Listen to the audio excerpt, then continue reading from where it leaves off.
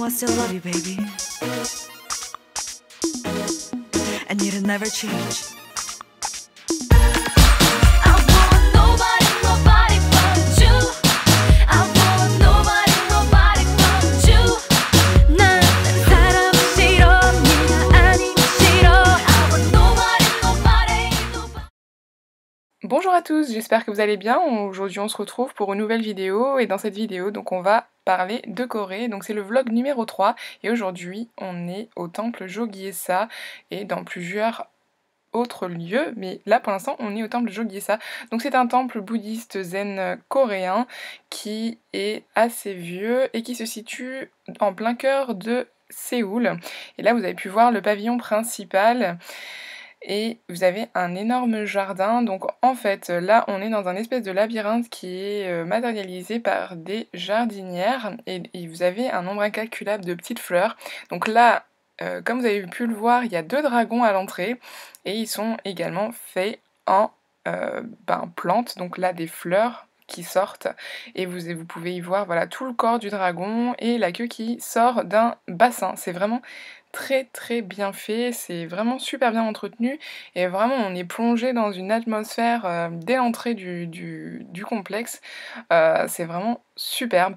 Donc il faut savoir qu'il y a plusieurs pavillons et notamment un qui sert de entre guillemets de petite exposition ou musée pour la poste coréenne et vous pouvez y voir en fait comment s'est créée la poste coréenne, comment s'est créé les accords entre les pays internationaux pour pouvoir créer un service international au niveau de la poste.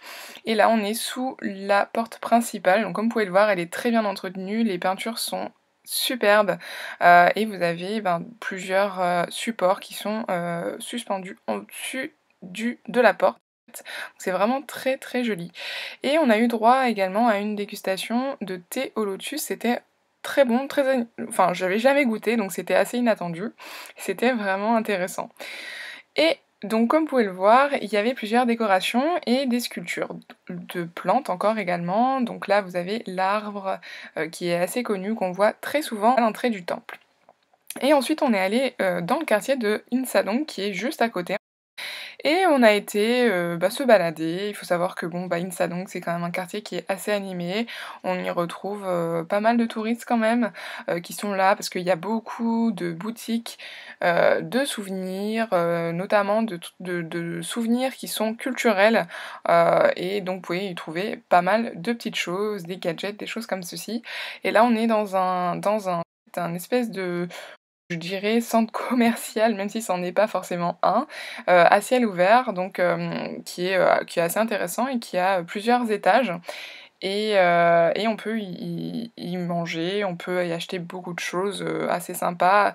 Il y a des choses artisanales, comme il y a des choses assez pas du tout artisanales, hein, des choses qu'on peut acheter comme ça en boutique. Et là j'avais acheté un gâteau en forme de caca. Donc c'est une espèce de, donc c'est une gaufre hein, tout simplement. Et vous avez le choix entre la version chocolat ou la version nature. Donc là j'avais pris la version chocolat pour tester. Et comme je vous disais, voilà, il y en a pour tous les goûts dans ce complexe de magasins. Et vous aviez également apparemment un endroit pour faire des pulikura. Donc c'est des photomatons japonais et vous pouvez customiser vos photos. Et là donc on est au Tonk Café. J'ai fait un article à ce sujet sur le blog, donc je vous mettrai le lien en barre d'infos.